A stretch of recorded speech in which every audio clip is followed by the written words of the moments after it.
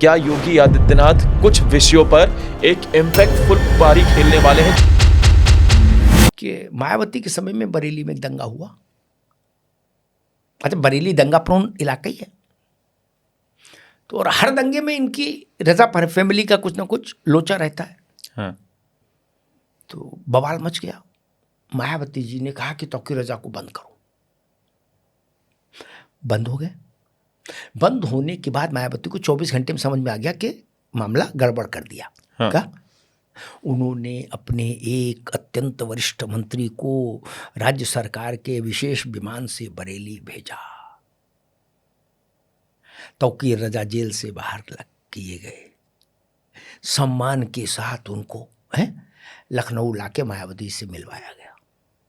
योगी की लीडरशिप अब national issue हो गई, राष्ट्रीय विषय हो गया भाजपा की।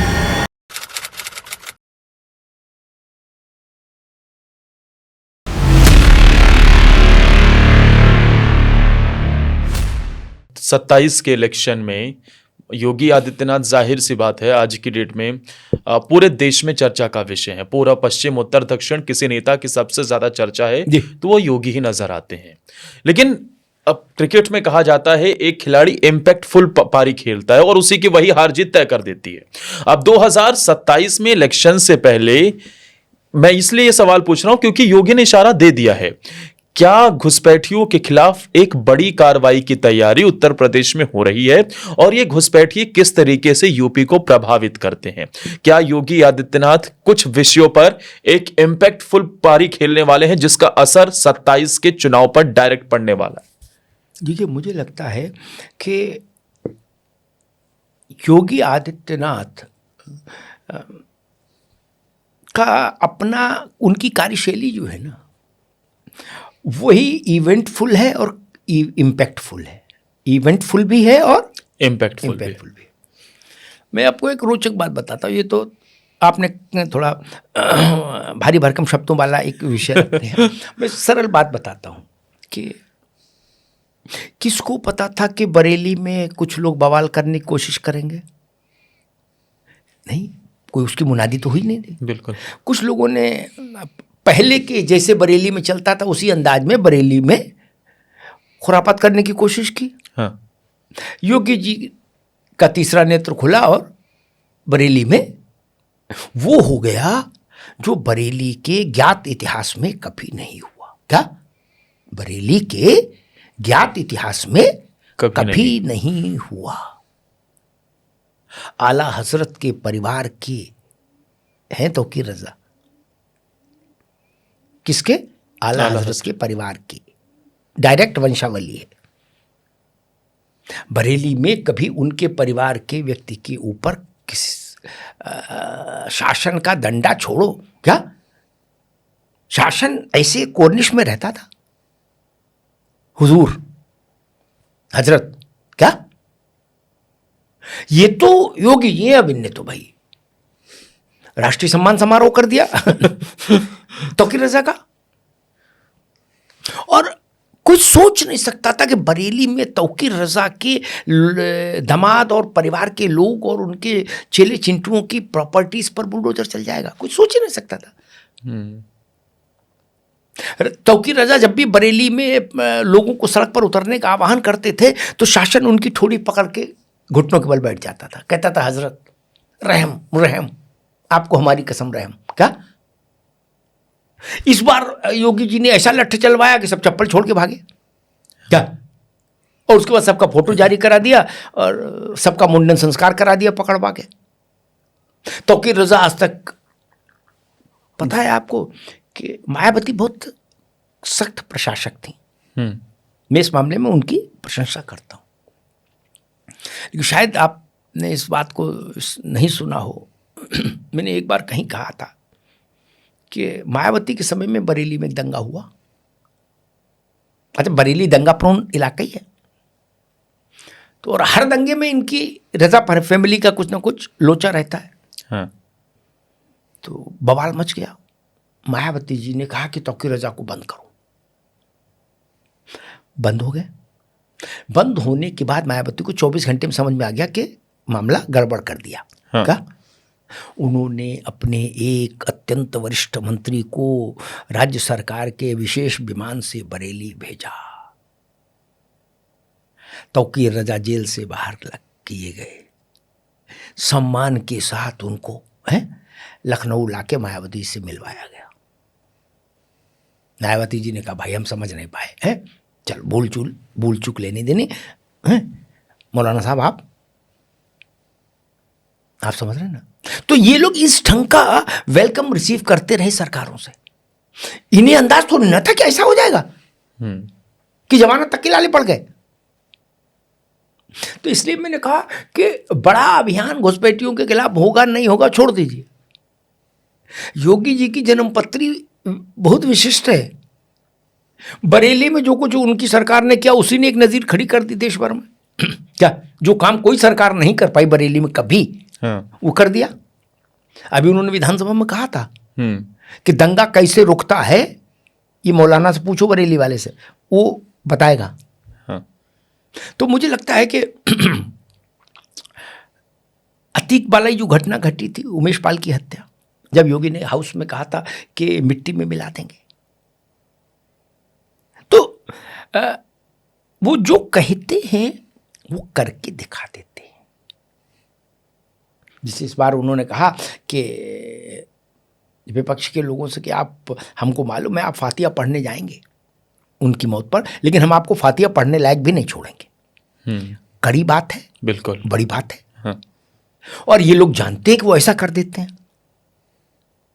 जब अखिलेश यादव ने उनको प्रवोक किया था उमेश पाल की हत्या के अगले दिन हाउस में, तब अखिलेश जी विपक्ष के नेता थे वो उत्तर प्रदेश विधानसभा में, तो योगी जी ने कहा था कि मैं मिट्टी में मिला दूंगा, और वही हुआ। कुल गोत्र सब मिट गया। हाँ, कुत्ते भी गए, घोड़े भी गए, है घर मकान सब बुलडोजर चल के समतलीकरण हो गया। अतीक भी गया, अतीक का भाई भी गया, बेटा भी गया, और जो बचे हैं वो कह रहे कि महाराज अब बस कर, जान बख्श दो। क्या उसके बेटे के वीडियो आया था कि त्राहिमाम बिस्किट के पैसे भी नहीं है। तो मेरा मानना ये है कि योगी आदित्यनाथ की कार्यशैली इवेंटफुल है और इम्पैक्टफुल है। उसका मैसेज दूर तक जाता है, और जो उनकी यूएसपी है उस यूएसपी को बार बार और तरोताज़ा करने का अवसर उनको मिलता ही रहता है। बरेली ने एक बड़ा अवसर दे दिया। अब ये बरेली वाली जो वैक्सीन है ये साल भर चलेगी कम से कम, तब तक यूपी का चुनाव हो जाएगा। हाँ। क्या बड़ी वैक्सीन है। पश्चिम के लोगों से पूछिए वैक्सीन कितनी बड़ी है। ये आजम खान की वैक्सीन है। अतीक, मुख्तार, ये जो तमाम वैक्सीन योगी ने दी है ना, ये बड़े असर वाली वैक्सीन है भाई। ये हमेशा चर्चा में रहेंगी। हम और आप क्या चर्चा कर रहे हैं ये बहुत महत्वपूर्ण नहीं। हाँ। महत्वपूर्ण है कि चाय की दुकान पर, ढाबे पर जो चार लोग बैठे हैं, अपना आधा आधा कप चाय पी रहे हैं, वो जो चर्चा कर रहे हैं कि हाँ भाई क्या रहा, अरे बोले अब की मजा बांध दिया बरेली। जनमत वहां से बनता है दोस्त। जनमत टेलीविजन और अखबार से नहीं बनता, चाय की टपरी से। चाय की टपरी से मेरा मतलब सब्जी मंडी है, तहसील है, कचहरी है, स्कूल है, इंटरवल में सारे टीचर बैठे, वो भी चर्चा कर रहे हैं स्टाफ रूम में। वहां से इन्फ्लुएंस होती हैं चीजें।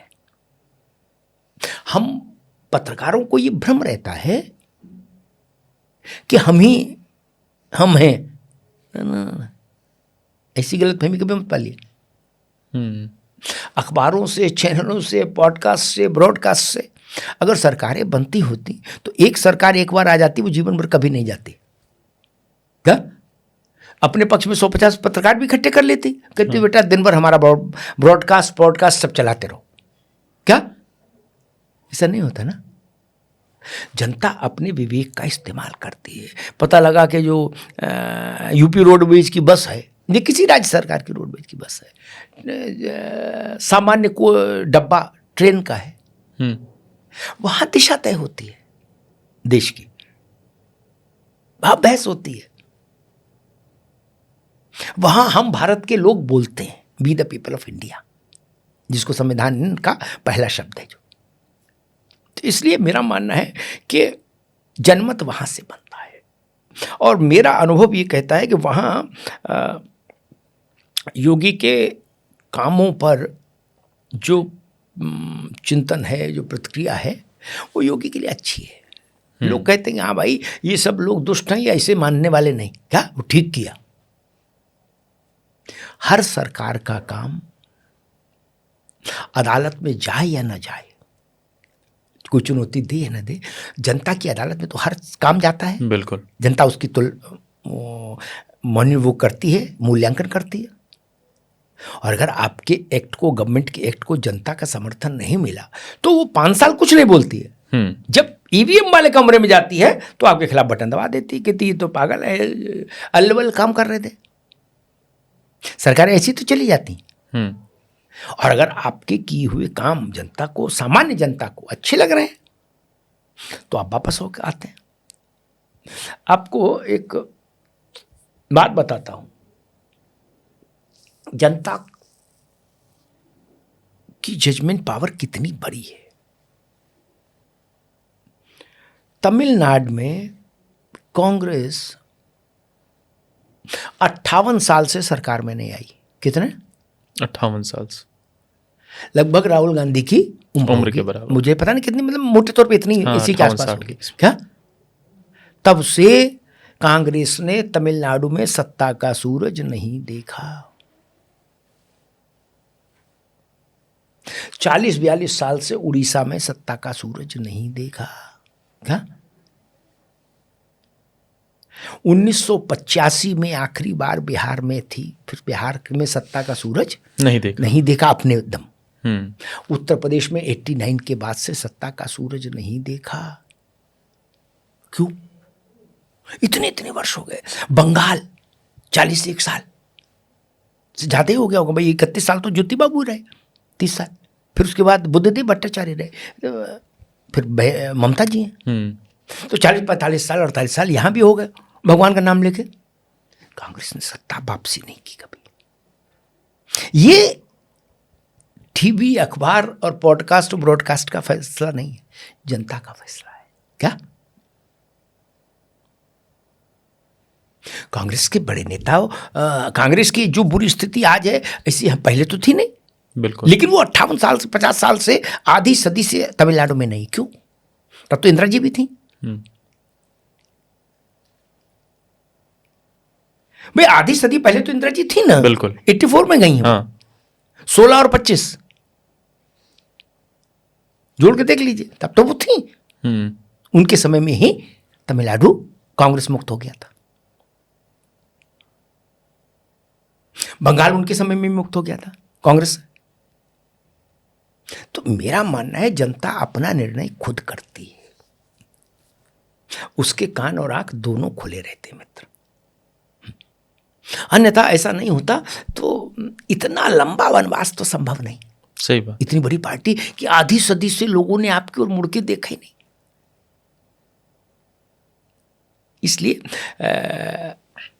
अगर विज्ञापन और मीडिया के इन्फ्लुएंसर्स इन सब के से कुछ जिताए होता कि कुछ किए, तो कांग्रेस उतना मैनेजमेंट तो अपने लिए कर ही लेती। करती है ना सर। वैसे भी 50-50 मिलियन व्यूज आते हैं और 50 वोट भी नहीं मिलते। मैं वही कह रहा हूं, अगर उससे होता तो ऐसा कर लेते ना। बंगाल में कर लेते, बिहार में कर लेते। बिहार में 6 सीट तो नहीं आती। इसलिए मानकर चलिए ठीक है, ये सब अच्छा है, विज्ञापन हो रहा है, ये हो रहा है, इन्फ्लुएंसर, दिस दैट, तमाम जो नए शब्द आए हैं। लेकिन अंतिम रूप से जनता अपना निर्णय खुद करती है, आपके फैसलों की समीक्षा करती है, फिर एक राय बनाती है आपके बारे में। वो राय अच्छी भी हो सकती है और विपरीत भी हो सकती है।